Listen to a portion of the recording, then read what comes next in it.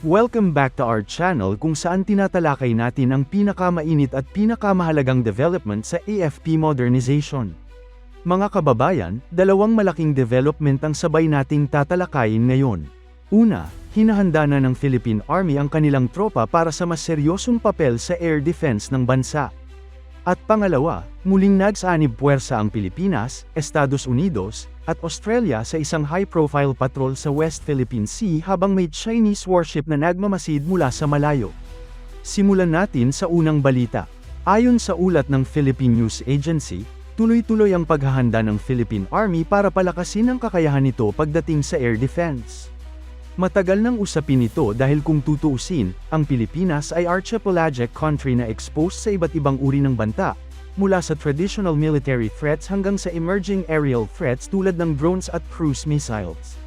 Sa ilalim ng modernization program ng Armed Forces of the Philippines o AFP, unti-unti nang pinapalawak ang papel ng Army pagdating sa territorial defense. Dati, kadalasan ang focus ng Philippine Army ay internal security operations. Pero ngayon, malinaw ang shift papunta sa external defense posture. Ang Philippine Army ay bahagi ng mas malaking istruktura ng Armed Forces of the Philippines. Kasama nito ang Philippine Navy at Philippine Air Force. Sa bagong direksyon ng AFP, bawat major service ay may kanya-kanyang papel sa integrated defense strategy. Hindi lang Air Force ang may responsibilidad sa air defense, kundi pati Army sa pamamagitan ng ground-based air defense systems.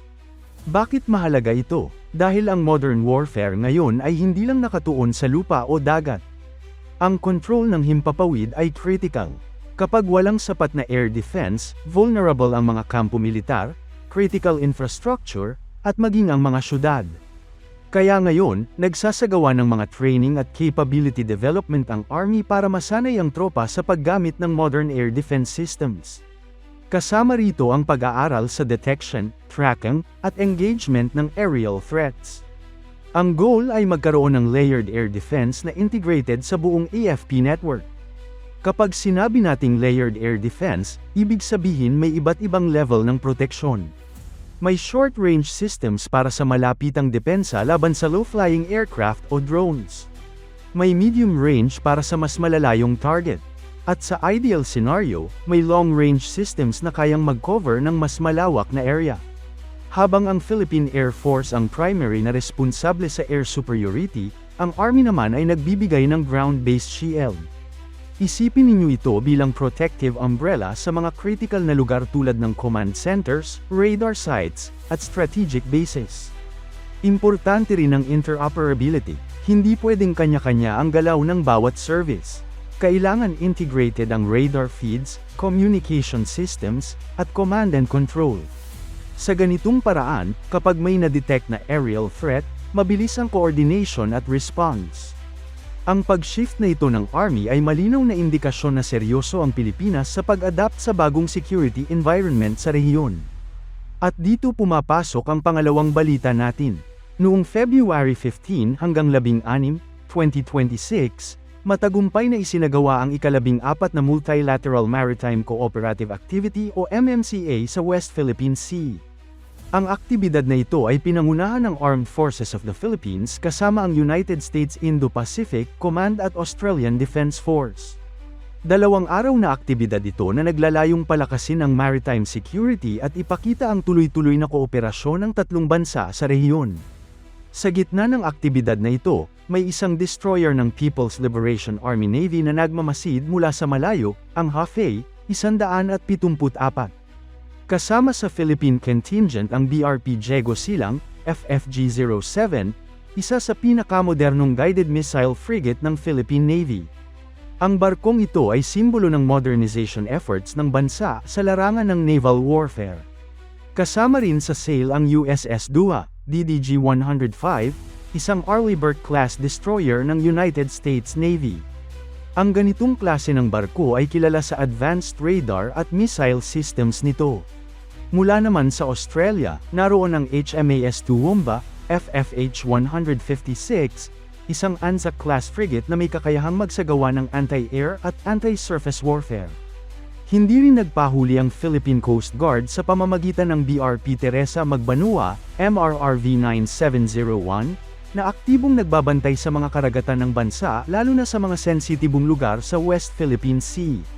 Habang naglalayag ang mga barkong ito sa loob ng West Philippine Sea, namataan ang Chinese destroyer na Hefei, 174, na nag-o-observe mula sa malayo.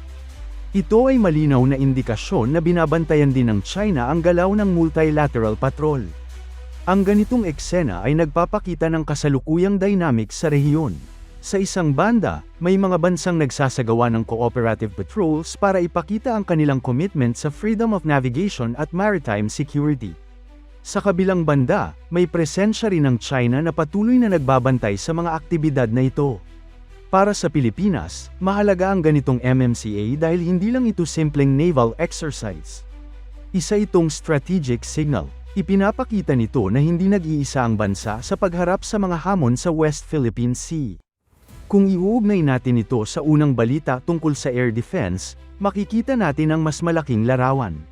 Habang pinapalakas ang depensa sa lupa at himpapawid, pinatitibay din ang presensya sa dagat sa pamamagitan ng pakikipag-alyansa at joint patrols. Ang kombinasyon ng internal capability building at external partnerships ang bumubuo sa kasalukuyang defense posture ng Pilipinas. Sa isang banda, pinapalakas ang sariling kakayahan tulad ng ground-based air defense systems ng Army. Sa kabilang banda, pinalalalim ang defense cooperation sa mga kaalyado tulad ng Estados Unidos at Australia. Sa modern security environment, hindi sapat ang isang aspeto lang ng depensa. Kailangan integrated ang lupa, dagat, at himpapawid. Kailangan din ng diplomacy at alliance building. Sa mga susunod na taon, inaasahang mas marami pang ganitong multilateral activities ang mangyayari.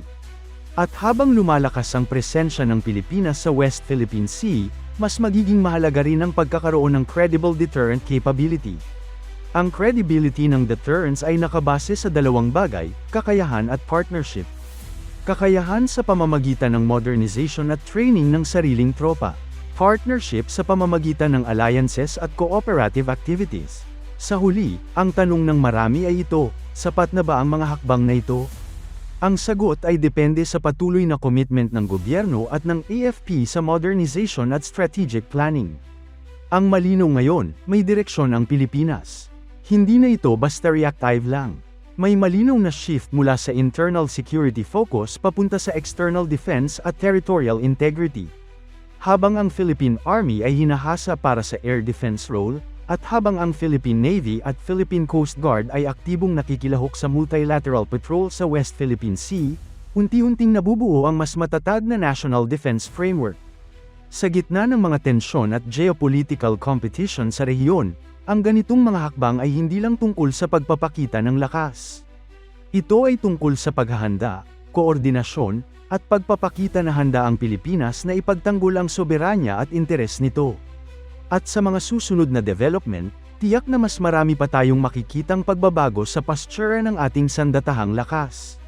Ang mahalaga, tuloy-tuloy ang paghahanda, tuloy-tuloy ang kooperasyon, at malinaw ang layunin, isang Pilipinas na mas handa, mas protektado, at mas matatag sa harap ng anumang hamon.